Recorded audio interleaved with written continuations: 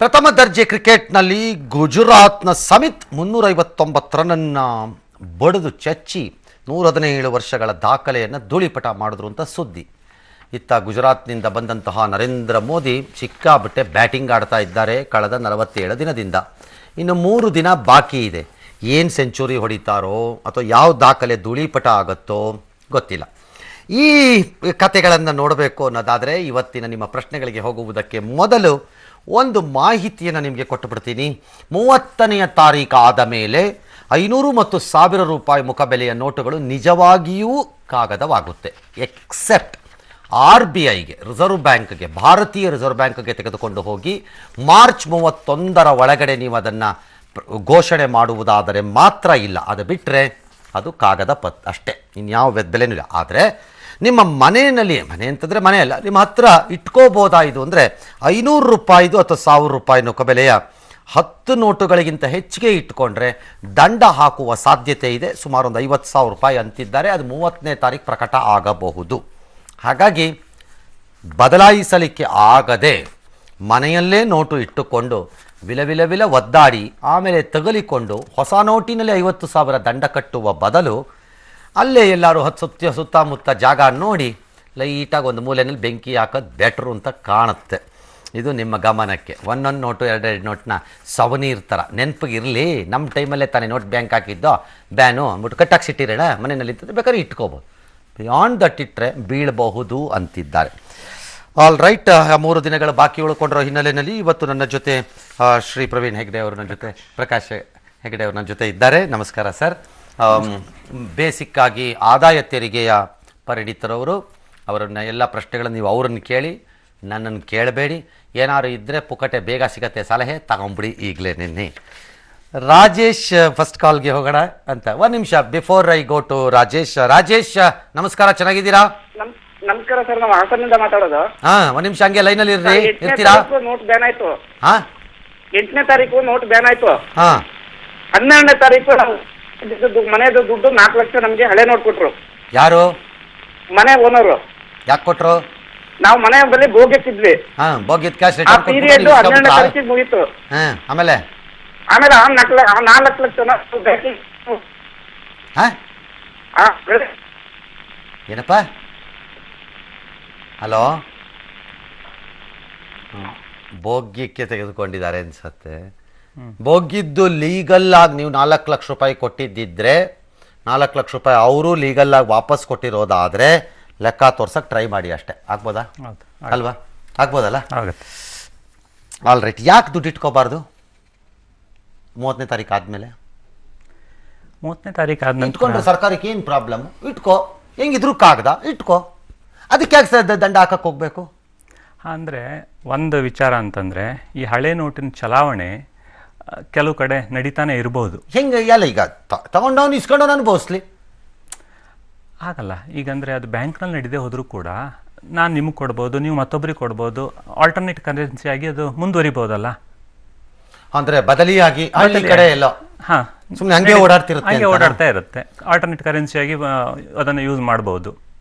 ಆ ಕಾರಣಕ್ಕೆ ಇಟ್ಕೋಬೇಡಿ ಅಂತನಾ? ಇರ್ಬೋದು. ನನಗೇನು ಗೊತ್ತಾಗ್ತಿಲ್ಲ, ಭಾಳ ಏನು ದೊಡ್ಡ ಸಮಸ್ಯೆ ಅದು ಅನ್ನಿಸ್ತಿಲ್ಲ. ಯಾಕಂದರೆ ಹೆಂಗಿದ್ರು ನರೇಂದ್ರ ಮೋದಿ ಅವರು ಹೇಳ್ದಂಗೆ 30ನೇ ತಾರೀಕು ಆದಮೇಲೆ ಅದು ಕಾಗದ ತಾನೆ, ಎಷ್ಟು ತಾನೆ. ಇನ್ನೊಂದು ಉದ್ದೇಶ ಅಂದರೆ, ಬಹುಶಃ ತುಂಬ ದೊಡ್ಡ ಪ್ರಮಾಣದಲ್ಲಿ ಯಾರಾದರೂ ಇಟ್ಕೊಂಡಿದ್ದಿದ್ರೆ ಅವರು ಇಷ್ಟೊತ್ತಿನೊಳಗೆ ಏನಾದರೂ ಬ್ಯಾಂಕಿಗೆ ಡಿಪಾಸಿಟ್ ಮಾಡಿರಬೇಕು ಒಂದು, ಅಥವಾ ಅದನ್ನು ಸುಟ್ಟೋ. ನಮ್ಮ ಮನೇಲಿ ಒಂದು 20 ಲಕ್ಷ ರೂಪಾಯಿ ಹಳೆ ನೋಟ್ ಇದೆ ಅಂತ ಇಟ್ಕೊಳ್ಳೋಣ. 30ನೇ ತಾರೀಕು ಆದಮೇಲೆ ಅದು ಕಾಗದ ತಾನೆ. ಹೌದು. ನಾನು ಬೆಂಕಿಗೆ ಹಾಕ್ಬಿಡ್ತೀನಪ್ಪ, ಮುಗಿದೋಯ್ತು ಕೆಲಸ ನಂದು. ಬೆಂಕಿಗೆ ಹಾಕಿ ಅನ್ನೋದು ಅವ್ರು ಹೇಳ್ತಾ ಇದ್ದಾರೆ. ಹಾಕೋದಾ ಅಥವಾ ಕತ್ತರ್ಸ್ ಹಾಕೋದೋ ಏನೋ ಒಂದು ಮಾಡ್ತೀನಿ ನಾನು. ಒಂದು ವೇಳೆ ನಾನು ಮಾಡಲಿಲ್ಲ ಅಂತ ಇಟ್ಕೊಳ್ಳೋಣ. ಇಟ್ಕೊಂಡಿದ್ರೆ ಏನಾಯ್ತು ಪ್ರಾಬ್ಲಮ್ ಅಂತ ನೀವು ಹೇಳ್ದಂಗೆ ಇನ್ನೆಲ್ಲೋ ಯೂಸ್ ಮಾಡಿಬಿಡ್ತಾರೆ. ಮಾಡಿಬಿಡು. ಯಾರು ತಗೋತಾರೆ ಅಂತ ನಾನು ಕೇಳೋದು ಹಳೆ ನೋಟ್ನ. ಏನೋ ಒಂದು ನೋಟ್ ಆದರೆ ಹಣ ಅಡ್ಜಸ್ಟ್ ಮಾಡ್ಕೋಣ, ಇದೊಂದು 500 ಇಟ್ಕೊಂಡಿರು, ನಾಳೆ ಬೆಳಗ್ಗೆ ತಂದು ಕೊಡ್ತೀನಿ ಬೇರೆ ಅನ್ಬೋದು. ಬಟ್ ಅವ್ನಿಗೂ ಗೊತ್ತಿರಲ್ವ ಅಂಗಡಿನ ಅವನಿಗೆ. ನನಗನ್ಸೋ ಮಟ್ಟಿಗೆ ಕೆಲವು ಕಡೆ ನಡಿಬಹುದು ಆ ಥರ. ಅಂದರೆ ಆಲ್ಟರ್ನೇಟ್ ಕರೆನ್ಸಿಯಾಗಿ ಈಗ ನಿಮ್ಗೆ ಗೊತ್ತಿರ್ಬೋದು, ಕೆಲವು ಕಡೆ ಈ ಇಂಡಿಯಾದಲ್ಲೇ ಕೂಡ US ಡಾಲರ್ನು ಕೂಡ ಯೂಸ್ ಮಾಡ್ತಾರೆ, ಅಥವಾ ಬೇರೆ ಯಾವ್ದಾದ್ರು ಪೌಂಡನ್ನು ಯೂಸ್ ಮಾಡ್ತಾರೆ. ಹಾಗೆ ಮಾಡೋದಕ್ಕೆ ಅವಕಾಶ ಇಲ್ಲದೆ ಹೋದರೂ ಕೂಡ ಮಾಡ್ತಾರೆ. All right. ನೋಡೋಣ. ಶಶಿಧರ್ ಅಂತ ಬೆಂಗಳೂರಿನಿಂದ ಇದ್ದಾರೆ, ನೋಡೋಣ ಏನು ಹೇಳ್ತಾರೆ. ಶಶಿಧರ್ ನಮಸ್ಕಾರ. ನಮಸ್ತೆ ಸರ್. ಆಮೇಲೆ ಎಲ್ಲಿಂದ? ಬೆಂಗಳೂರಾ? ಇದ್ದಾನೆ ಸರ್. ಹೇಳಿ ಸರ್. ಬೆಂಗಳೂರಿಂದಾನೆ ಸರ್. ಎಲ್ಲಿ ಬೆಂಗಳೂರಿಂದ? ಸರ್ ಇಲ್ಲೇ ಶ್ರೀನಿವಾಸ ನಗರದಿಂದ ಸರ್. ಇಲ್ಲೇ ಶ್ರೀನಿವಾಸ ನಗರ. ಹೇಳಿ, ಏನ್ ಸಮಾಚಾರ? ರಂಗನಾಥ್ ಸರ್, ನಿಮ್ಮನ್ನ ಪ್ರತಿದಿನ ನೋಡ್ತಾ ಇದೀವಿ. ಒಳ್ಳೆ ಪ್ರಶ್ನೆ ಕೇಳ್ತೀರಾ? ಮುಂದಕ್ಕೋ ಪ್ರಶ್ನೆ ಕೇಳ್ತಾ ಇದೀನಿ ಸರ್. ಇದು ಮೋದಿ ಅವ್ರು ಮಾಡ್ತಾರ ಬ್ಯಾನ್ ನೋಟಿಂದ ರೈತರ ಬಗ್ಗೆ ಯಾಕೆ ಸರ್ ಕಾಳಜಿ ತಗೋತಲ್ಲ? ಅದ್ರ ಬಗ್ಗೆ ನೀವು ದಯವಿಟ್ಟು ರೈತರ ಬಗ್ಗೆ ಇದಿಟ್ಕೊಂಡು ದಯವಿಟ್ಟು ಪ್ರೋಗ್ರಾಮ್ ಮಾಡಿ. ರೈತರಿಂದ ಎಷ್ಟು ಅನಾನುಕೂಲ ಆಗ್ತಾ ಇದೆ. ನೋಟ್ ಬ್ಯಾನ್ ಮಾಡಿ ಸರ್, ಎಷ್ಟೋ ಬೆಳೆಗಳು ಬೆಳೆದಿದ್ದಾರೆ. ಅಲ್ಲಿ ಇವಾಗ ಲಕ್ಷಾಂತರ ರೂಪಾಯಿ ಸಾಲ ಮಾಡಿ ಬೆಳೆ ಬೆಳೆದಿರೋದನ್ನ ಯಾರು ಕೂಡ ಒಬ್ಬ ಇವ್ರು ಬಂದು ಖರೀದಿ ಮಾಡ್ತಾ ಇಲ್ಲ. ಅದೇ ಅಲ್ಲೇ ಒಣಗ್ತಾ ಇದೆ. ನೀವು ಕೂಡ ನಿಮ್ಮ ಟಿವಿದಲ್ಲಿ ಪ್ರತಿದಿನ ಪ್ರಸಾರ ಮಾಡ್ತಾ ಇದ್ದಾರೆ. ಎಷ್ಟೋ ರೈತರು ಇವತ್ತು ಬೆಳೆದಿರೋ ಬೆಳೆನ ಅವರೇ ಬೆಂಕಿ ಇಟ್ಟು ನಾಶ ಮಾಡೋ ಪರಿಸ್ಥಿತಿ ಬಂದಿದೆ. ಇವ್ರು ನೋಟ್ ಬ್ಯಾನ್ ಮಾಡೋದ್ರಿಂದ ಏನು ಒಬ್ಬ ಬಡವನ ಸಮಾಧಿ ಮೇಲೆ ಗೋರಿ ಕಟ್ಟೋಂಥದ್ದು ಏನಿದೆ ಸರ್ ಇವ್ರಿಗೆ? ನೋಡ್ಬೇಕು, ನೀವು ಕಾಯ್ಬೇಕು. ಬಡವನ ಮೇಲೆ ಸಮಾಧಿನೋ, ಗೋರಿನೋ, ತಾಜ್ ಮಹಲ್, ಏನ್ ಗೋಲ್ ಗುಂಬಸ್, ನೋಡೋಣ ಇರಿ, ಸ್ವಲ್ಪ ದಿನ ಕಾಯ್ಬೇಕು. All right. Why is this feeling ಜನಕ್ಕೆ? ಬಹಳಷ್ಟು ಜನರಿಗೆ ಏನಾಗ್ತಾ ಇದೆ ಅಂತಂದ್ರೆ ಬ್ಯಾಂಕಿಗೆ ಏನ್ ಲಾಭ ಆಗ್ಬೋದು ಜನಕ್ಕೆ ಅಂತ ನಿಮ್ಗೆ ಏನಾರು ಅನ್ಸಿದ್ಯಾ ನೋಟ್ ಬ್ಯಾನ್ ಇಂದ? ಜನಕ್ಕೆ ಖಂಡಿತ ಲಾಭ ಆಗುತ್ತೆ. ಏನಾಗ್ಬೋದು? ಭಾಳ ಜನ ನನಗೆ ಪ್ರಶ್ನೆ ಕೇಳ್ತಾರೆ, ಸರ್ ಏನು ಲಾಭ ಆಗ್ಬೋದು ನಮ್ಗೆ ಇದರಿಂದ ಅಂತಾರೆ. ಈಗ ಕಪ್ಪು ಹಣ ಎಷ್ಟು ಮಟ್ಟಿಗೆ ಕಮ್ಮಿ ಆಗುತ್ತೋ ಅಷ್ಟರ ಮಟ್ಟಿಗೆ ಜನರಿಗೆ ಲಾಭ. ನಾನು ಹೇಳ್ತೀನಿ, ಈಗೇನಾಗುತ್ತೆ, ಗೌರ್ಮೆಂಟು ಒಂದು 100 ರೂಪಾಯಿನ ಖರ್ಚು ಮಾಡಿದ್ರೆ ಜನರಿಗೆ ಅದರ ಪ್ರಯೋಜನ ಸಿಗ್ತಾ ಇರೋದು 20 ರೂಪಾಯಿ, 25 ರೂಪಾಯಿ. ಉಳಿದ 75 ರೂಪಾಯಿ ವಿಧ ವಿಧ ರೂಪದಲ್ಲಿ ಪೋಲಾಗ್ತಾ ಇದೆ, ಅಥವಾ ಎಷ್ಟೋ ಸಾರಿ ಯಾರದ್ದೋ ಕಿಸೆಗೆ ಸೇರ್ತಾ ಇದೆ. ಒಂದು ವೇಳೆ ಈ ಕಪ್ಪು ಹಣವನ್ನು ತಡೆಗಟ್ಟುವಲ್ಲಿ ಸರ್ಕಾರ ಯಶಸ್ವಿ ಆದರೆ 100ಕ್ಕೆ 50ರಷ್ಟೋ 60ರಷ್ಟೋ ಪ್ರಯೋಜನ ಜನರಿಗೆ ನೇರವಾಗಿ ಸಿಗೋದಕ್ಕೆ ಸಾಧ್ಯತೆ ಇದೆ. ಅಂದರೆ ಅವ್ರ ಅಕೌಂಟ್ ಒಳಗೆ ಹೋಗ್ಬಿಡುತ್ತೆ ದುಡ್ಡೆಲ್ಲ ಅಂತನಾ? ಹಾಂ, ಭಾಳಷ್ಟು ಸಾರಿ ಹಾಗೆ ಆಗ್ತಾ ಇದೆ. ಯಾರದ್ದೋ ಅಕೌಂಟ್ಗೆ, ಯಾರದ್ದೋ ಕಿಸೆಗೆ. ಈಗಲೂ ಆಗಲ್ಲ ಅಂತ ಹೆಂಗೆ ಹೇಳ್ತೀರಿ? ಈಗ ಭಯ ಏನು ಅಂದರೆ, ನೋಡಿ ಉದಾಹರಣೆಗೆ ನಾಗಾಲ್ಯಾಂಡ್, ಮಿಜೋರಾಂ, ಮಣಿಪುರ್, ಅರುಣಾಚಲ್ ಇರಬೇಕು, 4 ರಾಜ್ಯಗಳಲ್ಲಿ ಟ್ರೈಬಲ್ಸ್ಗೆ ಇನ್ಕಮ್ ಟ್ಯಾಕ್ಸ್ ವ್ಯಾಪ್ತಿನಲ್ಲಿ ಅವರು ಇಲ್ಲ ಅಂತ ಒಂದು ಕ್ಲಾಸಲ್ಲಿ ಅವ್ರಿಗೊಂದು ಪ್ರಾವಿಷನ್ ಕೊಟ್ಟಿದ್ದಾರೆ ಟ್ರೈಬ್ಸ್ಗೆ. ಅಲ್ಲಿ ಈಗ ಅದನ್ನು ಯೂಸ್ ಮಾಡಿಕೊಂಡು ಒಬ್ಬೊಬ್ಬರಲ್ಲಿ ಒಂದು 16 ಅಕೌಂಟು 18 ಅಕೌಂಟು ಮಾಡಿ ಎಲ್ಲ ಡೆಪಾಸಿಟ್ ಮಾಡಿದಾರಂತೆ. ಈಗ ಆಮೇಲೆ ನಾಳೆ ಸಿಗಾಕೋತಾರೆ, ಏನು ಮಾಡ್ತಾರೋ ಬಿಡ್ತಾರೋ. ಈ ರೀತಿ ಮಿಸ್ಯೂಸ್ ಮುಂದುವರಿಯಲ್ಲ ಅಂತೀರಾ? ಕಮಿಷನ್ ಹೊಡೆಯೋನು ಮುಂದೆನೂ ಹೊಡೆಯಲ್ಲ ಅಂತೀರಾ? ಹೊಸ 2000 ರೂಪಾಯಿ ನೋಟಲ್ಲಿ ಮತ್ತೆ ಬ್ಲ್ಯಾಕ್ ಮಾಡ್ತಾನೆ. ಸಾಕಷ್ಟು ಮಟ್ಟಿಗೆ ಕಡಿಮೆ ಆಗುತ್ತೆ ಅನ್ನೋ ಭರವಸೆ ಇದೆ. ಇದೆಲ್ಲ ಕಡಿಮೆ ಆಗುತ್ತೆ. ಪೂರ್ತಿಯಾಗಿ ರೋಗವನ್ನು ಗುಣ ಮಾಡಲಿಕ್ಕೆ ಸಾಧ್ಯ ಇಲ್ಲ. ನಮ್ಮ ದುರಾಸೆ ಇರೋವರೆಗೆ ಅದು ಗುಣ ಆಗಲ್ಲ. ಯಾಕಂದ್ರೆ ಇದಕ್ಕೆ ಪ್ರಾಬ್ಲಮ್ ನಾವೇ. ಪ್ರಾಬ್ಲಮ್ ಏನಂದರೆ ಇವತ್ತು ಭಾರತದಲ್ಲಿ ಭಾಳ ಜನ ಕೇಳ್ತಿರೋದು, ಪ್ರಾಬ್ಲಮ್ ಏನು ಅಂತಿದ್ದೀರಿ. ಪ್ರಾಬ್ಲಮ್ ಏನು ಅಂದರೆ ನಾವೇ ಪ್ರಾಬ್ಲಮ್ಮು. ದೇಶದ ಜನ ಲೂಟಿಕೋರರು, ದಗಾಕೋರರ ಮೆಂಟ್ಯಾಲಿಟಿ ಬೆಳೆಸ್ಕೊಂಬಿಟ್ಟಿರೋದ್ರಿಂದ ನಾವೇ ನಮಗೆ ಪ್ರಾಬ್ಲಮ್ಮು. ನಾವು ಮಾಡಿರೋ ಪ್ರಾಬ್ಲಮ್ಮನ್ನು ಸಾಲ್ವ್ ಮಾಡುವಂತ ಇನ್ನೊಬ್ಬರ ಕೈ ಕೊಟ್ಬಿಡೋದು, ಮಜಾ ನೋಡೋಣ ಅಂತ. ಇವತ್ತಾಗಿರೋದು ಅಷ್ಟೇ. ದುಡ್ಡೊಡೆಯೋನು ಅವ್ನು ನಿಲ್ಲಿಸಿದ್ರೆ ಬ್ಲ್ಯಾಕ್ ಮನಿ ಯಾಕೆ ಬರುತ್ತೆ? ದುಡ್ಡೊಡೆಯೋನು ನಿಲ್ಲಿಸಿದ್ರೆ ಜನದ ಕೆಲಸ ಯಾಕೆ ಕಡಿಮೆ ಆಗುತ್ತೆ? ಅದ್ರ ಪಡಗದು ನಡೆಯತ್ತಪ್ಪ. ಟ್ಯಾಕ್ಸ್ ಕಟ್ಟೋನು ಕಟ್ಟಿಬಿಟ್ರೆ ಪ್ರಾಬ್ಲಮ್ ಯಾಕೆ ಬರುತ್ತೆ? ಬರಲ್ಲ. ನಾವೇ ಮಾಡಲ್ಲ, ಫಸ್ಟು ಇನ್ನೊಬ್ರಿಗೆ ತಾಕ್ತೀವಿ. ಇರಲಿ ನೋಡೋಣ. ಮತ್ತೊಂದಂದರೆ ಭಾಳಷ್ಟು ಜನರಿಗೆ ಅವರ ಅಭಿಪ್ರಾಯ ಏನು ಅಂದರೆ, ನಾವು ಅಷ್ಟೊಂದು ಟ್ಯಾಕ್ಸ್ ಕೊಟ್ಟರೂ ಕೂಡ ನಮಗೇನು ಪ್ರಯೋಜನ ಸಿಗ್ತಾ ಇದೆ? ಒಂದು ಒಳ್ಳೆ ರೋಡ್ ಇದೆಯಾ? ಒಂದು ಒಳ್ಳೆ ವ್ಯವಸ್ಥೆ ಇದೆಯಾ? ಏನೂ ಆಗ್ತಾ ಇಲ್ಲ. ಯಾರೋ ದುಡ್ಡು ಮಾಡ್ಕೊಂಡು ಹೋಗ್ತಾ ಇದ್ದಾರೆ, ನಾವು ಯಾಕೆ ಟ್ಯಾಕ್ಸ್ ಕಟ್ಟಬೇಕು? True, that is the problem. ತಕ್ಕ ಮಟ್ಟಿಗೆ ನಿಜಾನೂ ಹೌದು, ಪಾಸಿಬಲಿ ಎಸ್. ಬಟ್ ಯಾವುದು ಮೊದಲು? ಹುಚ್ಚಿಬಿಡೋವರೆಗೂ ಮದುವೆ ಆಗಲ್ಲ, ಮದುವೆ ಆಗೋವರೆಗೂ ಹುಚ್ಚಿಬಿಡಲ್ಲ ಅಂತ ಗಾದೆ. ಹಾಗೆ ಈ ಹುಚ್ಚನ್ನು ಹಿಡ್ಕೊಂಡು ಕೂತ್ರೆ ನೀನು ಎಲ್ಲ ಸರಿ ಮಾಡೋವರೆಗೂ ನಾನು ಟ್ಯಾಕ್ಸ್ ಕಟ್ಟಲ್ಲ, ನೀ ಟ್ಯಾಕ್ಸ್ ಕಟ್ಟೋವರೆಗೂ ಎಲ್ಲ ಸರಿ ಮಾಡೋಕ್ಕಾಗಲ್ಲ. ಬಿಕಾಸ್ ರಿಸೋರ್ಸಸ್ ಇರಲ್ಲ. ಯಾವುದನ್ನು ಮಾಡೋಣ ಈಗ ಹಂಗಾರೆ? ಎಲ್ಲೋ ಒಂದು ಕಡೆಯಿಂದ ಸ್ಟಾರ್ಟ್ ಆಗಬೇಕು. That is exactly what I always feel. ಇದು ಸ್ಟಾರ್ಟ್ ಇರಬಹುದೇನೋ. ಮುಂದಿನ ಬರೋ ಸರ್ಕಾರಗಳು ಯಾರೇ ಬರಲಿ ಮುಂದುವರಿಸಿದರೆ, ರಾಜಕೀಯ ಆಗಿಬಿಟ್ರೆ we can't help. That's all. All right. Eeranna ಗೋಕಾಕಿಂದ ನೋಡೋಣ. ಏನು ಈರಣ್ಣವ್ರೇ, ನಮಸ್ಕಾರ. ನಮಸ್ಕಾರ ಸರ್. ಹಾಂ ನಮಸ್ಕಾರ, ಚೆನ್ನಾಗಿದ್ದೀರಾ? ಚೆನ್ನಾಗಿದೆ ಸರ್. ಹೇಳಿ, ಏನು ಸಮಾಚಾರ ಸರ್? ಇವಾಗ ಬ್ಲ್ಯಾಕ್ ಮನಿ ಎಲ್ಲ ನೋಟ್ನ ಬ್ಯಾನ್ ಮಾಡಿದ ಮೇಲೆ ಇವಾಗ ಇರೋ ಬರೋ ದುಡ್ಡನ್ನೆಲ್ಲ ಹೋಗಿ ಬ್ಯಾಂಕ್ ಹಾಕ್ತಾರೆ. ಪ್ರತಿಯೊಬ್ಬರು ಹಾಕಿದ್ದಾರೆ. ನಿಜವಾದ ಬಡವರು ಯಾರು 10,000ಕ್ಕಿಂತ ಕಡಿಮೆ ಹಾಕಿದ್ದಾರೆ ನೋಡಿ, ಅವ್ರಿಗೆ ಕೇಂದ್ರ ಸರ್ಕಾರ ಏನಾದರೂ ಬೆನಿಫಿಟ್ ಕೊಡ್ಸ್ಬೇಕು. ಆಯ್ತು, ನರೇಂದ್ರ ಮೋದಿ ಅವ್ರು ಸಿಕ್ಕಿದ್ರೆ ಹೇಳ್ತೀನಿ ಅದನ್ನ. ಅಲ್ಲ ಸರ್. ಮತ್ತೆ ಇನ್ನೇನು ಹೇಳಿ? ಇವಾಗ ಇರೋ ದುಡ್ಡನ್ನ ಎಲ್ಲ ಹೋದ ಅವ್ರ ಕಡೆ ಇಸ್ಕೊಂಡು ಇವ್ರ ಕಡೆ ಇಸ್ಕೊಂಡು ಎಲ್ಲ ತಗೊಂಡು ಹೋಗಿ ಯಾವ್ಯಾವ್ದು ಎಷ್ಟೆಷ್ಟು ಬಂದಿದೆ ಅಂತ ಲೆಕ್ಕ ಸಿಕ್ಲಿ. ಇರ್ರಿ ನಿಮಿಷ. ಜನ ಎಂತವ್ರು ಅಂತಂದ್ರೆ ಟಕ ಟಕ ಟಕ ಬಂದ್ಬಿಡ್ಬೇಕು. ಬೆಳಿಗ್ಗೆ ಮಗು ಹುಟ್ಟಿದ ತಕ್ಷಣ ನಿಂತ್ಕೊಂಡು ಪಾಪಾ ಬಾ ರನ್ನಿಂಗ್ ಹೋಗೋಣ ಅಂತ ಕರೆದು ಬಿಡ್ಬೇಕು. ಅದೆಂಗಾಗತ್ತೆ? All right. ಜನಕ್ಕೆ ನಿರೀಕ್ಷೆ ಅಷ್ಟೆ. ಹುಬ್ಬಳ್ಳಿಯಿಂದ ಆ, ಕಮಲಾಕ್ಷಿ ಅಂತ ಇದ್ದಾರೆ, ನೋಡೋಣ. Lady, first lady. ಎಸ್. ನಮಸ್ಕಾರ ಮೇಡಮ್. ಹಾ ನಮಸ್ಕಾರ ಸರ್. ಹಾಂ, ಚೆನ್ನಾಗಿದ್ದೀರಾ? ಹಾ ಸರ್ ಚೆನ್ನಾಗಿದ್ದೀವಿ ಸರ್, ನೀವು ಚೆನ್ನಾಗಿದ್ದೀರಾ? ಇಲ್ಲ, ಸುಮಾರಾಗಿದ್ದೀನಿ, ನಾನು ಚೆನ್ನಾಗಿಲ್ಲ. ನಾನು ಹುಬ್ಳಿಯಿಂದ ಮಾತಾಡೋದು ಸರ್, ನನ್ನ ಹೆಸರು ಹಾ. ಕಮಲಾಕ್ಷಿ ಅಂತ. ಹಾಂ ನಾವು ಇವಾಗ ಒಂದು ಬಿಸ್ನೆಸ್ ಮಾಡ್ತಾ ಇದ್ದೀವಿ ಸರ್. ಹಾಂ ಅಂದ್ರೆ ನಮ್ಮ ಹತ್ರ ಅದು ಅಮೌಂಟ್ ಇಲ್ಲ ಸರ್, ನಮಗೆ ಬೇರೆದವ್ರೊಬ್ರು ನಮ್ಮ ಅಕೌಂಟ್ಗೆ ದುಡ್ಡು ಹಾಕ್ತಾರ್ರಿ. ಹಾಕಿದ್ರಾ? ಹಾ ಹಾಕ್ತಾರೆ ಸರ್, ಅವರು ಭಾಳ ಆತು, ಅವ್ರು ನಮ್ಗೆ ಹಾಕ್ತಿರ್ತಾರೆ ಸರ್. ಒಂದು 15 ದಿವಸಕ್ಕೆ 2 ಲಕ್ಷ ರೂಪಾಯಿ ಹಾಕ್ತಾರೆ ಸರ್ ಅವ್ರು ನಮಗೆ. ಯಾಕೆ? ಅಂದ್ರೆ ಅದು ನಾವು ಹೇರ್ಸ್ದು ಬಿಸ್ನೆಸ್ ಮಾಡ್ತೀವಿ ಸರ್. ಹಾಂ ಹೇರ್ಸು ಅದು ಕಚ್ಚಾ ವಸ್ತು ಇರುತ್ತಲ್ಲ ಸರ್, ಹೇರ್ಸ್ ಇರುತ್ತಲ್ಲ ಸರ್, ಹಾಂ ಹಾ ಅದ್ರದ್ದು ಬಿಸ್ನೆಸ್ ಮಾಡ್ತೀವಿ ಸರ್ ನಾವು. ಓಕೆ. ಹ್ಞೂನ್ರಿ, ಅದು ಅವರು ನಮ್ಗೆ ದುಡ್ಡು ಹಾಕ್ತಾರ್ರಿ. ಯಾಕೆ ಅಕೌಂಟ್ಗೆ ಹಾಕ್ತಾರೇನಾ? ಹ್ಞೂನ್ರಿ, ಅಕೌಂಟಿಗೆ ಹಾಕ್ತಾರ್ರಿ. ಎಷ್ಟು 2 ಲಕ್ಷ ಹಾಕಾರೇನಾ ದಿನಕ್ಕೆ? ಅಲ್ಲ ಸರ್, 15 ದಿವಸಕ್ಕೆ 2 ಲಕ್ಷ. 15 ಲಕ್ಷಕ್ಕೆ ದಿನಕ್ಕೆ 2 ಲಕ್ಷ ಹಾಕಾರ? ಏನಾತೀಗ? ಹ್ಞೂನ್ರಿ, 15 ದಿವಸಕ್ಕೆ ಅವ್ರು 2 ಲಕ್ಷ ಹಾಕ್ತಾರೆ ಸರ್. ಅವ್ರ ದುಡ್ಡಲ್ಲಿ ನಾವು ಅದು ಮಾಲೆಲ್ಲ ಕಲೆಕ್ಟ್ ಮಾಡಿ ಅವ್ರಿಗೆ ನಾವು ಕೊಡ್ತೀವಿ. ನಮ್ಗೆ ಅದರೊಳಗೆ 1 ಲಕ್ಷಕ್ಕೆ 4,000 5,000 ಹಿಂಗೆ ಸಿಗುತ್ತೆ ಸರ್. ಅದು ಆತ. ಇವಾಗ ಅದು ನಮ್ಮ ಅಮೌಂಟಿಗೆ ದುಡ್ಡು ಜಮಾ ಆಗುತ್ತಲ್ಲ ಸರ್, ಅದು ಏನಾದರೂ ಪ್ರಾಬ್ಲಮ್ ಆಗುತ್ತಾ ಅಂತ ಸರ್? ಹಳೆ ನೋಟಲ್ಲಿ ಏನಾದರೂ ಅದನ್ನು ಡಿಪಾಸಿಟ್ ಮಾಡಿದಾರಾ? ಇಲ್ಲ ಸರ್, ಅವರು ಯಾವಾಗ ಕೇಳಿದ್ರು ಚೆಕ್ ಹಾಕಿ ಅಂತ ಹೇಳ್ತಾರೆ ಸರ್. ಚೆಕ್ನೊಳಗೆ ನಡೆದಂಥ ವ್ಯವಹಾರ? ಹ್ಞೂ ಸರ್, ಅವ್ರು ನಮ್ಗೆ ಹೇಳ್ತಾರೆ, ಇಲ್ಲ ನಾವು ನಿಮ್ಗೆ ಚೆಕ್ ಹಾಕಿದ್ದೀವಿ ಅಂತ ಹೇಳ್ತಾರೆ ಸರ್. ಇಲ್ಲ, ಚೆಕ್ ಹಾಕಿದಾರಾ ಹಾಕಿಲ್ವಾ? ಇಲ್ಲ ಇಲ್ಲ, ಚೆಕ್ ಹಾಕ್ತಾ ಇದ್ದಾರೆ ಸರ್. ಚೆಕ್ ಹಾಕ್ತಾ ಇದ್ರೆ ಪ್ರಾಬ್ಲಮ್ ಇಲ್ವಲ್ಲ? ಪ್ರಾಬ್ಲಮ್ ಇಲ್ಲ. ನೀವು ಹ್ಞೂ ಸರ್. ಅವ್ರ ಪರವಾಗಿ ಏನು ಖರೀದಿ ಮಾಡ್ತೀರಲ್ಲ, ಆ ಮಾಲನ್ನು ಅವ್ರಿಗೆ ಕೊಟ್ಟಿದ್ದಕ್ಕೆ ದಾಖಲೆ ಇಟ್ಕೊಂಡಿದ್ದೀರಾ? ಹ್ಞೂ ಸರ್, ಅದು ನಾವು ರೈಲ್ವೆ ಸ್ಟೇಷನ್ ನಲ್ಲಿ ಪಾರ್ಸಲ್ ಮಾಡ್ತೀವಲ್ಲ ಸರ್. ಓಕೆ. ರೈಲ್ವೆ ಸ್ಟೇಷನ್ ಅಲ್ಲಿ ಪಾರ್ಸಲ್ ಮಾಡ್ತಾರೆ. ಓಕೆ, ಆಮೇಲೆ ರೈಲ್ವೆ ಸ್ಟೇಷನ್ ಇಂದ ಪಾರ್ಸಲ್ ಮಾಡಿರ್ತೀವಲ್ಲ ಸರ್, ಪಾರ್ಸಲ್ದು ಅದು ಚೀಟಿ ಇರ್ತಲ್ಲ ಸರ್ ನಮ್ಮ ಹತ್ರ, ಅದು ಇರುತ್ತೆ ಸರ್. ಅವ್ರಿಗೆ ಕಳ್ಸಿಕೊಟ್ಟಿದ್ದೇನಾ? ಹ್ಞೂ ರೀ, ಪಾರ್ಸಲ್ ಮಾಡಿದ್ರೆ ನಮ್ಮ ಸರಿ, ಅವ್ರು ಚೆಕ್ಕಲ್ಲಿ ಹಾಕಿದ್ರೆ ಪ್ರಾಬ್ಲಮ್ ಆಗೋಂಗಿಲ್ಲ ಬಿಡ್ರಿ. ಏನ್ ಸರ್? ಚೆಕ್ನಾಗ ಹಾಕಿದ್ರೆ ಹ್ಞೂ ರೀ. ಪ್ರಾಬ್ಲಮ್ ಆಗೋಂಗಿಲ್ಲ, ಕ್ಯಾಶ್ನಾಗ ಹಾಕಿದ್ರೆ ಪ್ರಾಬ್ಲಮ್ ಅಷ್ಟೇ. ಇಲ್ಲ ಸರ್, ಅವ್ರು ನಾವು ಅಂದ್ರೆ ಅದು ಅವ್ರು ನಮ್ಗೆ ಕಲ್ಕತ್ತಾಯಿಂದ ಕಳಿಸ್ತಾರೆ ಸರ್ ದುಡ್ಡು. ಕಲ್ಕತ್ತಾಯಿಂದ? ಹ್ಞೂ ರೀ, ಅವ್ರು ನಮ್ಗೆ ಹೇಳ್ತಾರೆ, ಇಲ್ಲ ಚೆಕ್ ಹಾಕಿನಿ ಅಂತಾರೆ. ಅಂದ್ರೆ ಅದು ಸ್ಟೇಟ್ ಬ್ಯಾಂಕಿಗೆ ಮಾತ್ರ ಹಾಕ್ತಾರೆ ಸರ್, ಬೇರೆ ಬ್ಯಾಂಕಿಗೆ ಅವ್ರು ಹಾಕ್ತಾ ಇಲ್ಲ, ಸ್ಟೇಟ್ ಬ್ಯಾಂಕಿಗೆ ಹಾಕ್ತಾ ಇದ್ದಾರೆ. ಅಂದ್ರೆ ನನ್ನ ಮಗಗ ಅಕೌಂಟ್ಗೆ 1 ಲಕ್ಷ, ನಮ್ಮ ಮನೆಯವ್ರ ಅಕೌಂಟ್ಗೆ 1 ಲಕ್ಷ, ಅಂದ್ರೆ 15 ದಿವಸಕ್ಕೆ 2 ಲಕ್ಷ ಬರುತ್ತೆ ಸರ್. ನೀವು 2 ಲಕ್ಷದಾಗ ಏನ್ ಖರೀದಿ ಮಾಡ್ತೀರಿ? ಅದು ಕೂದಲಲ್ಲಿ ಖರೀದಿ ಮಾಡ್ತೀವಿ ಸರ್ ನಾವು. ಏನ? ಹೇರ್ಸ್ ಇರುತ್ತಲ್ಲ ಸರ್, ಅದು ಜೋಗ್ಯರ್ದು ಕೆಳಗೆ ಬಿದ್ದಿದ್ದು ಕೂದಲ ಇರುತ್ತಲ್ಲ ಸರ್, ಕೂದಲು ಹೇರ್ಸ್ ಇರುತ್ತಲ್ಲ ಸರ್, ಕೂದ್ಲು. ಹ್ಞೂನ್ರಿ. ಕೂದ್ಲು ಖರೀದಿ ಮಾಡ್ತೀರಿ?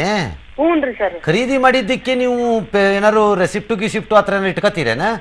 ಇಲ್ಲ ಸರ್, ಅದೆಲ್ಲ ಸಸ್ತದ್ ಅಂದ್ರೆ ಅದು ಬಹಳ ಸಸ್ತದ್ದು ಇರುತ್ತೆ ಸರ್, ಅದು ತಗೊಳ್ಳೋದು. ಅದಕ್ಕೇನು ಪ್ರೂಫ್ ಇಲ್ಲ ಸರ್ ನಮ್ಮ ಹತ್ರ. ಚೆಕ್ನಾಗ ಬಂದ್ರೆ ಪ್ರಾಬ್ಲಮ್ ಆಗೋಂಗಿಲ್ರಿ, ಇಲ್ದೇ ಇದ್ರೆ ನೀವು ಒಂದ್ ಸ್ವಲ್ಪ ಯೋಚನೆ ಮಾಡೋದು ಉತ್ತಮ. ಒಂದು ಮಾತು ಇಲ್ಲಿ, ನೀವು ಏನು ಕಳಿಸ್ತೀರಲ್ಲ ಅವರಿಗೆ ಆ ಮಾಲನ್ನು, ಅದು ಕಳಿಸಿದ್ದಕ್ಕೂ ದಾಖಲೆ ಇಟ್ಕೊಳ್ಳಿ. ಮತ್ತು ನೀವು ಏನು ಯಾರಿಗೆ ಕ್ಯಾಶ್ ಕೊಡ್ತೀರಲ್ಲ ಅದಕ್ಕೂ ಕೂಡ ಒಂದು ದಾಖಲೆ ಇಟ್ಕೋಬೇಕು. ಇಟ್ಕೋತೀರಾ? ಹಾ, ಅಂದ್ರೆ ನಮ್ಮ ಹತ್ರ ಬಿಲ್ ಏನಿಲ್ಲ ಅವೆಲ್ಲ ಇಟ್ಕೊಳ್ರಿ. ಈಗ ಕಳಿಸಿದ್ದಕ್ಕೆ ದಾಖಲೆ ಐತಲ್ಲ, ಅವೆಲ್ಲ ಕರೆಕ್ಟಾಗಿ ಇಟ್ಕೊಳ್ಳಿ ನೋಡೋಣ. ಖರೀದಿ ಮಾಡಿದ್ದಕ್ಕೂ ದಾಖಲೆ ಖರೀದಿ ಮಾಡ್ತೀರಲ್ಲ, ಇನ್ನು ಮುಂದೆ ಖರೀದಿ ಮಾಡಿದ್ದಕ್ಕೂ ಒಂದು ದಾಖಲೆ ಮಾಡ್ಕೊಳ್ರಿ. ಹೌದ್ರಿ? ಹಾ, ಬಹಳ ಇಂಪಾರ್ಟೆಂಟ್ ನೋಡ್ರಿ. ಇಲ್ದಿದ್ರೆ ನೀವ್ ಯಾರ್ದೋ ಕೂದಲು ರಿಪೇರಿ ಮಾಡಕ್ ಹೋಗಿ ನಮ್ ತಲೆ ಆಗಿರೋ ಕೂದಲು ಹೋಗ್ಬಿಡ್ತದ ಅಷ್ಟೇ ಟೆನ್ಷನ್ಗೆ. ಅಲ್ಲ ಸರ್, ಅದು ಕಚ್ಚಾ ವಸ್ತು, ಅದಕ್ಕೆ ಅದು ಲೈಸೆನ್ಸ್ ಇಲ್ಲ ಸರ್, ಹಿಂಗಾಗಿ ನಾವು ಅದು ಹಾಗೆ ಆತಲ್ಲ. ಈಗಿನ ಮುಂದಕ್ಕೆ ಹಂಗ್ ಮಾಡ್ರಿ ನೋಡೋಣ. ಆತ್ರಿ, ನಾವು ಖರೀದಿ ಮಾಡಿದ್ದಕ್ಕೆ ಅವ್ರಿಗೆ ಏನಾದ್ರು ಒಂದು ಬಿಲ್ ಎರಡು ಬಿಲ್ ಮಾಡಿ ಇಟ್ಕೊಳ್ರಿ. ಹ್ಞೂ ಸರ್. ಆತ್ರಿ. ಕೂದಲು ವ್ಯವಹಾರಕ್ಕೆ ಕಲ್ಕತ್ತೆಯಿಂದ ದುಡ್ಡು ಕೊಡ್ತಾರೆ. ಏನೇನು ಬಿಸ್ನೆಸ್ ಇದೆ ಈ ದೇಶದಲ್ಲಿ ಅಂತ, ಅದ್ಭುತ. ಆಲ್ ರೈಟ್, ಒಂದು ವಿರಾಮ ಇದೆ, ತಗೊಂಡು ವಾಪಸ್ ಬರೋಣ. ಹೋಗಿ ಬರೋಣ ಸರ್, ಒಂದು ವಿರಾಮಕ್ಕೆ ತೊಗೊಂಡ್ಬಿಡೋಣ. ಬಂದ ಮೇಲೆ ಮುಂದುವರ್ಸೋಣ. ಶ್ರೀ ಪ್ರಕಾಶ್ ಹೆಗಡೆ ಅವರು ನಮ್ಮ ಜೊತೆನೇ ಇರ್ತಾರೆ, ನಿಮಗೆ ಬೇಕಾದ ಮಾಹಿತಿಗಳನ್ನು ಕೊಡ್ತಾರೆ. ನೀವು ಪ್ರಶ್ನೆಗಳನ್ನು ಕರೆಕ್ಟಾಗಿ ಕೇಳಿದ್ರೆ ನೋಡೋಣ ಯಾರ್ಯಾರು ಏನೇನು ಕೇಳ್ತೀರಿ ಅಂತ. ವಾಪಸ್ ಬರ್ತೀನಿ. ಆಲ್ ರೈಟ್, ನಮಸ್ಕಾರ. ಪಬ್ಲಿಕ್ ಹೆಲ್ಪ್ ಲೈನನ್ನು ಮುಂದುವರ್ಸೋಣ. ನನ್ನ ಜೊತೆ ಇದ್ದಾರೆ ಶ್ರೀ ಪ್ರಕಾಶ್ ಹೆಗಡೆ ಅವರು. ನಿಮ್ಮ ಸಮಸ್ಯೆಗಳೇನಾದ್ರು ಇದ್ದರೆ ಉತ್ತರಗಳು ಅದಕ್ಕೆ ಪಡ್ಕೊಳ್ಳೋದಾದರೆ ಪಡ್ಕೊಳ್ಳಿ. ಆ ರೀತಿ ಪಡ್ಕೊಳ್ಳೋದಕ್ಕೆ ಕಾತುರವಾಗಿ ನಿಂತಿರುವವರು ಹರೀಶ್ ಅಂತ ಮೈಸೂರಿನಿಂದ. ನಮಸ್ಕಾರ ಹರೀಶ್ ಸರ್. ನಮಸ್ಕಾರ ಸರ್. ಎಸ್ ಸರ್, ಹೇಳಿ ಸರ್. ಸರ್ ಏನಿಲ್ಲ, ಈಗ 31st ಒಳಗಡೆ ದುಡ್ಡು ಕಟ್ತಾನೆ ಮಡಿಕೊಂಡಿದ್ರೆ ಅವ್ರಿಗೆ ಏನಕ್ಕೆ ದಂಡ ಅಂತ ಕೇಳಿದ್ರಿ? 31st ಗಂಟ ದುಡ್ಡು 1,000 ರೂಪಾಯಿ ನೋಟ್ ಹಂಗೆ 31 ಅಲ್ಲ, 31. ಅದ್ರ ಮೇಲೆ ದುಡ್ಡು ಮಡಿಕೊಂಡಿದ್ರೆ ಅವ್ರಿಗೆ ಏನಕ್ಕೆ ದಂಡ ಅಂತ ಕೇಳಿದ್ರಲ್ಲ ಸರ್. ನಮ್ ಭಾವನೆ ಏನಂತಂದ್ರೆ ಈಗ 30ನೇ ತಾರೀಕು ಒಳಗಡೆ ಯಾರು ಕಟ್ತಾನೆ ಮಡಿಕೊಂಡಿರ್ತಾರೆ ಅವರೆಲ್ಲ ಕಳ್ರನ್ನೇ. ಅದು ಬೇರೆ ವಿಚಾರ. ಅವ್ರು ಏನಿದ್ರು ದುಡ್ಡನ್ನ ಕಟ್ಟಕ್ ಆಗಲ್ಲ. ಹಂಗಲ್ಲ, ಅಲ್ಲಲ್ಲ, that is true. Possibly yes ಇರ್ಬೋದು. ನಾನು ಇದೇ ಎಕ್ಸಾಕ್ಟ್ಲಿ ನೀವು ಬಳಸಿದ ಭಾಷೆನೇ ಬಳಸಕ್ಕಾಗಲ್ಲ, ಬಟ್ ಇರಬಹುದು. ಯಾಕಂದ್ರೆ ನ್ಯಾಯಬದ್ಧವಾಗಿ ಬಂದಿರೋ ದುಡ್ಡಾದ್ರೆ ಯಾರು ಇಟ್ಕೊಳ್ಳಲ್ಲ, ಈಗ ನ್ಯಾಯ ಬದ್ಧವಾಗಿದ್ರೆ ಅವರು ಕಟ್ಟೋರು. ಕರೆಕ್ಟ್. ಕಟ್ಟಕ್ ಆಗ್ದೇನೆ ಮಡಿಕೊಂಡಿರ್ತಾರಲ್ಲ, ಅದಕ್ಕೋಸ್ಕರ ಮಡಿಕೊಂಡಿದ್ರು ಪುನಃ ಕಳ್ರು ಸಿಗ್ಲಿ ಅಂತ ಹೇಳ್ಬಿಟ್ಟು ಆತರ ಮಾಡ್ತಾ ಮಾಡ್ಲಿ ಬಿಡಿ, ಏನ್ ನನಗೆ ಬೇಡ ಅಂದಿಲ್ವೇ. ಆಮೇಲೆ ಇನ್ನೊಂದು ಪ್ರಶ್ನೆ ಸರ್, ಮತ್ತೆ ನಮಗೆ ಕಾಲ್ ಸಿಗಲ್ಲ. ಒಂದೇ ಪ್ರಶ್ನೆಗೆ ಜಾಗ ಇರುತ್ತೆ ನಮ್ಮ ಹತ್ರ, ಎರಡೆರಡಕ್ಕೆ ಇಲ್ವಲ್ಲ ಜಾಗ. ಸರ್ ಇನ್ನೊಂದು ಸೆಕೆಂಡ್ ಸರ್, ಇನ್ನೊಂದು 5 ಸೆಕೆಂಡ್ ಹೇಳಿ. ಒಂದು ಏನಿಲ್ಲ ಸರ್, ಈಗ ಕುಮಾರಸ್ವಾಮಿ ಅವರು ಮುಖ್ಯಮಂತ್ರಿ ಆಗ್ಬಿಟ್ರೆ ಸಾಲ ಮನ್ನಾ ಅವೆಲ್ಲ ಬೇಕಿಲ್ಲ, ಅದೆಲ್ಲ ಬೇಡ. I am not getting into it, sorry, no question, disallowed. Next ಕ್ವಶನ್ಗೆ ಹೋಗ್ಬೇಕು ನಾನೀಗ. ಇನ್ ಎ ವೇ ಟ್ರೂ, ಅದು ನ್ಯಾಯಬದ್ಧವಾಗಿ ದುಡ್ಡು ಬಂದಿದ್ರೆ ನಾನು ಯಾಕೆ ಇಟ್ಕೋತೀನಿ? ಹೌದು. ಆದರೆ ಎಲ್ಲೋ ನನಗೇನು ಅನ್ಸುತ್ತೆ, ಆ ರೇರ್ ಕೇಸಲ್ಲಿ ಬೀರೂಲೆಲ್ಲ ಇಟ್ಟಿದ್ದೆ, ಒಂದಿಷ್ಟು ದುಡ್ಡು ನನ್ನ ಮರೆತು ಬಿಟ್ಟಿದ್ದೆ, ಬಟ್ಟೆ ಜೊತೆಲಿ ಇಟ್ಬಿಟ್ಟಿತ್ತು, ನಂಗೆ ಗೊತ್ತಾಗ್ಲಿಲ್ಲ, ಯಾವುದೋ ಗ್ಯಾಂದಲ್ಲಿ ಅಲ್ಲಿ ಸೇಫ್ ಆಗಿರಲಿ ಅಂತ ಇಟ್ಬಿಟ್ಟಿದ್ದೆ ಅಂತಂದ್ರೆ ಓಕೆ, ಅಷ್ಟೇ. ಅಂಥದ್ದು ಎಷ್ಟಿರುತ್ತೆ ಆ ಥರದ್ದೊಂದು. ಇನ್ನೊಂದಂದರೆ ಕೆಲವಷ್ಟು ನಾನ್ ರೆಸಿಡೆಂಟ್ಸ್ ಇದ್ದಾರೆ, ಈ ಟೈಮಲ್ಲಿ ಅವರಿಗೆ ಇಂಡಿಯಾಗೆ ಬರ್ಲಿಕ್ಕೆ ಆಗದೆ ಇರ್ಬೋದು, ಮಾರ್ಚ್ ಒಳಗಡೆ ಹ್ಯಾವ್ ಎ ಪಾಯಿಂಟ್. ಅದಕ್ಕೆ ಈಗ ನಾನ್ ರೆಸಿಡೆಂಟ್ಸ್ ಇದ್ರೆ 50 ದಿನ ಟೈಮ್ ಇದ್ದಿದ್ರಿಂದ somebody would have travelled during that time. ಅವ್ರ ಫ್ರೆಂಡ್ಸು, ಅವ್ರ relatives, somebody would have travelled. I don't think ಅವ್ರು ಅದನ್ನಲ್ಲಿ ಇಟ್ಕೊಂಡು ಕೂತಿರ್ತಾರೆ ಅಂತ. ಕೆಲವು ಮಟ್ಟಿಗೆ ಪಾಸಿಬಿಲಿಟಿ ಇದೆ ನನ್ಗನ್ಸೋದು. ಅಲ್ಲ, ಈಗ ನಾನ್ ರೆಸಿಡೆಂಟ್ ಇಂಡಿಯನ್ಸ್ಗೆ ಅಲ್ಲೂ NRI ಅಕೌಂಟು, NRO ಅಥವಾ ಇನ್ನೊಂದು ಅಕೌಂಟ್ ಇದ್ರೆ ಚೇಂಜ್ ಮಾಡ್ಕೊಳ್ಳೋಕೆ ಜಾಗ ಕೊಟ್ಟಿದ್ರಲ್ಲ. ಕ್ಯಾಶನ್ನು ಅಲ್ಲಿ ಡಿಪಾಸಿಟ್ ಮಾಡ್ಲಿಕ್ಕೆ ಅವಕಾಶ ಇರಲಿಲ್ವಲ್ಲ. ಕ್ಯಾಶನ್ನ NRI ಅಕೌಂಟ್ಗಳಲ್ಲಿ ಯಾವುದೋ ಇಂಡಿಯನ್ ಬ್ಯಾಂಕ್ಸ್ ಇದ್ರೆ ಅದನ್ನು ಮಾಡಿ ಇಂದಿದ್ರಲ್ಲ, ಈಗ ಓಕೆ ಮಾಡಿದ್ರಲ್ಲ, ಕೊಟ್ಟಿದ್ರಲ್ಲ ಜಾಗ ಅಲ್ಲ ಅವ್ರಿಗೆ. ನಂಬರ್ 1. ನಂಬರ್ 2, ಯಾರೋ ಒಬ್ಬರು ಬರ್ತಿರ್ತಾರೆ ಸರ್ ಇಂಡಿಯಾಗೆ. ಇವತ್ತೇನು ಸರ್ 8 ದಿನಕ್ಕೆ ಓಡಾಡೋ ಗಿರಾಕಿಗಳೆಲ್ಲರೂ. ಹಾಂ, ಆದರೆ ರೆಗ್ಯುಲೇಷನ್ಸ್ ಪ್ರಕಾರ 25,000 ರೂಪಾಯಿಗಿಂತ ಜಾಸ್ತಿ ಅವ್ರು ಕ್ಯಾರಿ ಮಾಡೋ ಆಗಿಲ್ಲ. ಇಲ್ಲಿಂದ ತಗೊಂಡು ಹೋಗೋವಾಗಲೂ ಅಷ್ಟೇ, ತಗೊಂಡು ಬರೋವಾಗಲೂ ಅಷ್ಟೇ. ಲಾರ್ಜ್ ಮನಿ 10 ಕೋಟಿ 5 ಕೋಟಿ ತಗೊಂಡಾಗ ಅಲ್ಲಿ ಇಟ್ಕೊಂಡಿದ್ರೆ ಐ ಡೋಂಟ್, ಬಟ್ ಅಲ್ಲಿ ಯಾಕೆ ಇಟ್ಕೋಬೇಕು ಅವರು ಇಂಡಿಯಾ ದುಡ್ಡು? ಎಷ್ಟೋ ಸಾರಿ ಅವ್ರು ಹೋಗೋವಾಗ ಒಂದು 10,000 ತಗೊಂಡು ಹೋಗಿರ್ತಾರೆ, ಒಂದು 50,000 60,000 ಆಗಿರುತ್ತೆ ಅವ್ರ ಹತ್ರ. 10,000 ಇದ್ರೆ ಫ್ಯಾಮಿಲಿ 4 ಜನ ಇದ್ರೆ 4 ಜನಕ್ಕೆ ಹೆಸರು ತೋರಿಸ್ಬಿಟ್ಟು ತರ್ಬೋದು ಅಷ್ಟೇ. ಅವ್ರು ಬಂದರೆ ಅದು ಮಾಡ್ಬೋದು ಅಷ್ಟೇ. ಬಟ್ 5 ಕೋಟಿ 2 ಕೋಟಿ ತೊಗೊಂಡೋಗಿ ಸಿಂಗಾಪುರಲ್ಲೋ, ಫ್ರಾನ್ಸಲ್ಲೋ, ಜಪಾನಲ್ಲೋ ಇಟ್ಕೊಂಡಿದ್ರೆ ಯಾಕೆ ಇಟ್ಕೊಂಡಿದ್ಯಾ ಅಂತ ಕೇಳ್ತಾರೆ. ನಮ್ಮ ದೇಶದ ದುಡ್ಡು ಅಲ್ಲಿ ಯಾಕೆ ಇಟ್ಕೊಂಡಿದ್ಯಾ ತೊಗೊಂಡೋಗಿ ಅಂತಾರೆ ಅಷ್ಟೇ. All right. ಆನಂದ್ ಅಂತ ವಿಜಯಪುರದಿಂದ. ನಮಸ್ಕಾರ ಆನಂದ್. ನಮಸ್ಕಾರ ರಂಗನಾಥ್ ಸಾಹೇಬ್ರಿಗೆ. ಚೆನ್ನಾಗಿದ್ದೀರಾ? ಚೆನ್ನಾಗಿದ್ದೀನಿ ಸರ್, ನೀವು ಚೆನ್ನಾಗಿದ್ದೀರಾ? ಶುರು ಮಾಡಿ ಪ್ರಶ್ನೆ ಶುರು ಮಾಡಿ. ಸರ್ ಏನಿಲ್ಲ ಸರ್, ನನಗೆ ಈಗ ನಿನ್ನೆ ಮೋದಿ ಪ್ರಧಾನಮಂತ್ರಿಯವರು ಬೇನಾಮಿ ಆಸ್ತಿ ಬಗ್ಗೆ ಏನೇನೋ ಇದಕ್ಕೂ ಹೇಳ್ತಾ ಇದ್ದಾರೆ. ನಮ್ಮ ಆಸ್ತಿ ಈಗ ಒಂದು 48 ವರ್ಷ ಆಯ್ತು ಮೇಡಮ್ ಸರ್. ನಮ್ಮ ತಾಯಿ ತಮ್ಮಂದಿರೋದನ್ನ ಸ್ವಾಹ ಮಾಡ್ಕೊಂಡಿದ್ದಾರೆ, ವಿಥೌಟ್ ನಮ್ಮ ಸಿಗ್ನೇಚರ್, ವಿಥೌಟ್ ನಮ್ಮ ನಾಲೆಜ್ ತರದೇನೆ ಅವರು ತಮ್ಮ ಹೆಸರಿಗೆ ಮಾಡ್ಕೊಂಡಿದ್ದಾರೆ ಸರ್. ಅದಕ್ಕೆ ಈ ನಾವು ಪ್ರೈಮ್ ಮಿನಿಸ್ಟರ್ ಇದು ತರ್ತಾ ಇರೋದು ನಮ್ಗೇನ್ ಅನುಕೂಲ ಆಗುತ್ತಾ? ಇಲ್ಲ, ಆಗಲ್ಲ. ಹಾ, ನಿಮ್ಗೆ ಏನ್ ಅನುಕೂಲನೂ ಆಗಲ್ಲ. ಅದು ಹೇಗೆ ಸರ್? ಯಾಕೆ ಅಂತಂದ್ರೆ ನಿಮ್ಮದು ಸಿವಿಲ್ ಡಿಸ್ಪ್ಯೂಟ್, ನೀವು ಅದನ್ನ ಪ್ರೂವ್ ಮಾಡ್ಬಿಟ್ಟು ಕೋರ್ಟಲ್ಲಿ ಗೆದ್ಕೊಂಡ್ರೆ ನಿಮಗೆ ಬರುತ್ತಷ್ಟೇ. ಇದಕ್ಕೂ ಬೇನಾಮಿ ಆಸ್ತಿಗೂ ಯಾವ ಸಂಬಂಧನೂ ಇಲ್ಲ. ಹೌದಾ sir? 100%. I am very sorry if I have disappointed you.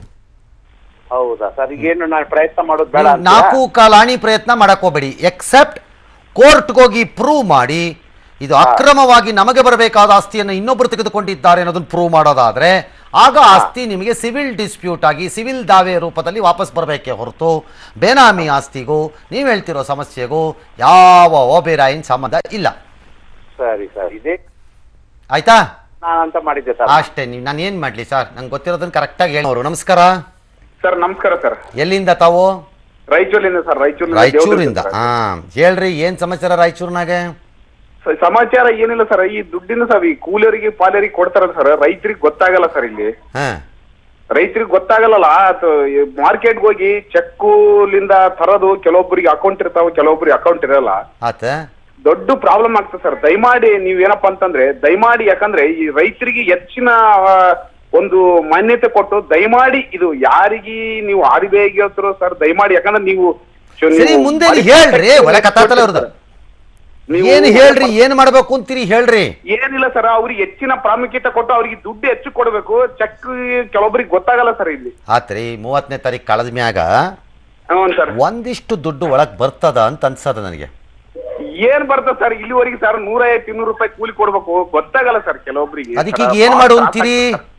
ಏನ್ ಮಾಡೋದಿಲ್ಲ ಸರ್, ರೈತರಿಗೆ ಒಂದು ರೈತರಿಗೆ ಅನುಕೂಲ ದುಡ್ಡನ್ನೇ ಕೊಡಂಗ ಒಂದು ವ್ಯವಸ್ಥೆ ಮಾಡಿ ಕೊಡ್ರಿ ಸರ್ ದಯಮಾಡಿ. ಮಾಡಕ್ ಬರಂಗಿಲ್ರಿ, ಅದು ಮಾಡಂಗಿಲ್ಲ ನೋಡ್ರಿ. ಎಲ್ಲಿ ತನ ಸರ್ ದುಡ್ಡು ನೀವ್ ಹಿಂಗಂದ್ರೆ ಅವ್ರು ಕೇಳಂಗಿಲ್ಲ. ಅದು ಹಂಗಾಗಿ ಇದು ನನ್ನ ಕೈನಾಗಿಲ್ಲ, ಹಂಗಾಗಿ ನನಗೆ ಉತ್ತರ ಕೊಡಕ್ಕಾಗಲ್ಲ. ಇದು ದೊಡ್ಡ ಪ್ರಾಬ್ಲಮ್. ಇದು ನೋಡೋಣ ಬಿಡ್ರಿ ಮುಂದಕ್ಕೆ. ರೈತರು ಕೃಷಿ ಸಾಲ ತಗೊಂಡಿದ್ದಿದ್ರೆ ಕೆಲವಷ್ಟು ರಿಲ್ಯಾಕ್ಸೇಷನ್ ಕೊಟ್ಟಿದ್ದಾರೆ ಕೃಷಿ ಸಾಲಕ್ಕೆ ಸಂಬಂಧಪಟ್ಟಂತೆ. ದಟ್ ಈಸ್ ಓನ್ಲಿ ಕ್ಯಾಶಲ್ಲಿ. ಮದುವೆ ಕೇಳಿದ್ರೆ ಕೊಟ್ಟಿದ್ದಾರೆ. ಹೌದು. ಬಟ್ ದಿ ಪಾಯಿಂಟ್ ಈಸ್ ಅವ್ರು ಅದೆಲ್ಲ ಹೇಳ್ತಿರೋದು ಅದು ಬೇಡವೇ ಬೇಡ, ಅದು ಕಾರ್ಡು, ನೆಟ್ಟು, ನೋಟು, ಬ್ಯಾಂಕು, ಕ್ಯಾಶಲ್ಲೇ ಕೊಡೋಂಗೆ ಬಿಟ್ಬಿಡಿ ಅಂತಂದೆ. ಹೋಲ್ ಪರ್ಪಸ್ ಈಸ್ ಅದನ್ನು ತೆಗಿಯೋದು. ಆಮೇಲೆ ಇಟ್ ಈಸ್ ರಾಂಗ್ ಅಂತ ನನ್ನ ಅಭಿಪ್ರಾಯ. ರೈತರಿಗೆ ಗೊತ್ತಾಗಲ್ಲ ಅಂತ ಇದನ್ನೇನು ಹೇಳ್ತಾರೆ, ಇದು ನನ್ನ ಅನುಭವದಲ್ಲಿರೋವಂಥದ್ದು ಇಲ್ಲ ಅಂತ ಹೇಳ್ತೀನಿ. ನಮ್ಮ ರೈತರು ಓದಿಲ್ಲದೆ ಇರ್ಬೋದು, ಆದರೆ ಇದನ್ನೆಲ್ಲ ಅರ್ಥ ಮಾಡ್ಕೊಳ್ಳೋದೇ ಇರೋಷ್ಟು ಪೆದ್ರಲ್ಲ ಅವರು. 3 ಸರಿ ತಿಳ್ಕೊಂಡ್ರೆ ಅವ್ರ ಮೊಬೈಲ್ನಲ್ಲೇ ಎಲ್ಲಿ ವಿಡಿಯೋ ಬರುತ್ತೆ, ಎಲ್ಲಿ ಆ್ಯಪ್ ಇದೆ, ಏನು ನೋಡಬೇಕು ಅನ್ನೋದನ್ನು ಕಲ್ತ್ಕೊಳ್ತಾರೆ ಬೇಕಾದ್ರೆ. ನನ್ನ ಪ್ರಕಾರ ಇಟ್ ಟೇಕ್ಸ್ ಟೈಮ್ ಅಂತ. ಇಟ್ ಕೆನಾಟ್ ಹ್ಯಾಪನ್ ಟುಮಾರೋ, ನಾಳೆ ಆಗಲ್ಲ, ಬಟ್ ಕಲಿತಾರೆ ಅಂತ ನನ್ನ ವಾದ. ನಂಗೆ ಗೊತ್ತಿಲ್ಲ, ಕಲಿತಾರೆ, ಅವಶ್ಯಕತೆ ಕೂಡ. ನೋಟುಗಳ ಕತೆ ಆಯಿತು, ಈಗ ಬೇನಾಮಿ ಆಸ್ತಿಗಳ ಕತೆ. ಕಪ್ಪು ಹಣ ನಿಯಂತ್ರಣಕ್ಕೆ ನೋಟ್ ಬ್ಯಾನ್ ಮಾಡಿರುವ ಪ್ರಧಾನಿ ನರೇಂದ್ರ ಮೋದಿ ಈಗ ಬೇನಾಮಿ ಆಸ್ತಿಗಳ ಮೇಲೆ ಕಣ್ಣು ಹಾಕದಂಗೆ ಕಾಣುತ್ತೆ. ರಿಯಲ್ ಎಸ್ಟೇಟ್ ಮೂಲಕ ತೆರಿಗೆ ವಂಚಿಸಿ ಬೇನಾಮಿ ಆಸ್ತಿ ಮಾಡಿರುವವರ ಮೇಲೆ ಕ್ರಮ ಕೈಗೊಳ್ಳುವುದಾಗಿ ನಿನ್ನೆಯಷ್ಟೇ ಮನ್ ಕಿ ಬಾತ್ನಲ್ಲಿ ಪ್ರಧಾನಿ ಹೇಳಿದ್ದರು. ಇನ್ನು ಮುಂದೆ ಬೇನಾಮಿ ಆಸ್ತಿ ಅಂದರೆ disproportionate to known sources of income ಅಂತಂದರೆ ಬಲ್ಲ ಮೂಲಗಳಿಂದ ಬರುವ ಆದಾಯಕ್ಕಿಂತ ಹೆಚ್ಚಿನ ಆಸ್ತಿಯನ್ನು ಸಂಪಾದಿಸಿರುವುದು ಅನ್ನೋ